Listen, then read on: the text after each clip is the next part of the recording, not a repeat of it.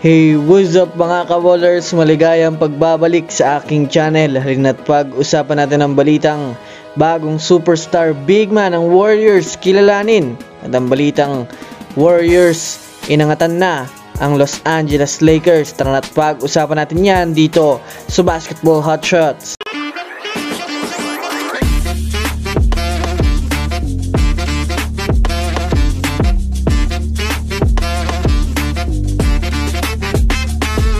Una nga muna tayong dumako mga kaballers sa balitang niyabangan nga po ni Dwight Howard ang back-to-back MVP na si Nikola Jokic. Well, sa kasalukuyan nga po mga kaballers, alam naman natin mga kaballers na si Nikola Jokic nga po ngayon ang isa sa mga magagaling na big man sa liga. Bukod pa dyan mga kaballers, siya lang nga po ang kauna-unahang player na nakapagpakampyon sa Denver Nuggets sa buong history ng NBA. Kasabay na rin nga po dyan mga kaballers ang hindi pa siya masabayan ng ibang mga kilalang big man sa liga.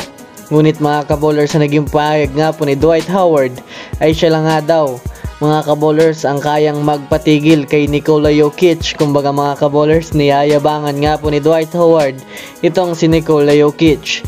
Kung susumadahin nga natin mga kaballers, kilala naman nga natin si Dwight Howard bilang isang magaling na big man pagdating sa depensa. Ilang mga taon lang nga po mga kaballers nang nakalipas na siya nga po mga kaballers ang isa sa mga big man na nagpapahirap noon sa mga kupunan. Kaya ano sa tingin nyo mga kaballers, totoo nga ba ang sinasabi niyang ito? I-comment sa ibaba. Samantala, dumako naman tayo mga kaballers sa balita naman sa kupunan ng Golden State Warriors. Alam naman nga po natin mga kaballers, nakakuha na naman nga po ang Warriors ng panalo kanina kontra sa kupunan ng Detroit Pistons. Ngunit sa kasalukuyan nga po mga kaballers, sa mata ng mga fans ay may kinikilala na naman nga itong bagong superstar ng Golden State.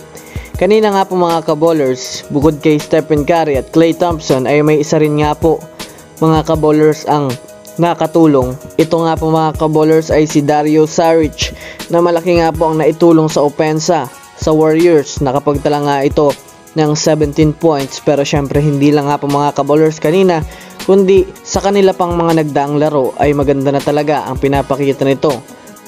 Ayon nga sa mga Dub fans mga kaballers ay si Dario Saric nga po ang halos nag-step up sa laro kumpara kay Andrew Wiggins. Sa nangyaring laro nga mga kaballers ay tuloy na naman nga pong umakyat na ang Warriors sa standings ng Western Conference na inangatan na ang kupunan ng Los Angeles Lakers. Kaya naman masasabi natin bagsak na nga po ang Lakers ngayon. So yun lamang mga kaballers, yan lang ang ating pag-uusapan sa video na ito. Pindutin ang subscribe and hit nyo na rin ang notification bell para sa mga susunod na update sa mundo ng basketball. Again, this is Basketball Hotshots. Thanks for watching.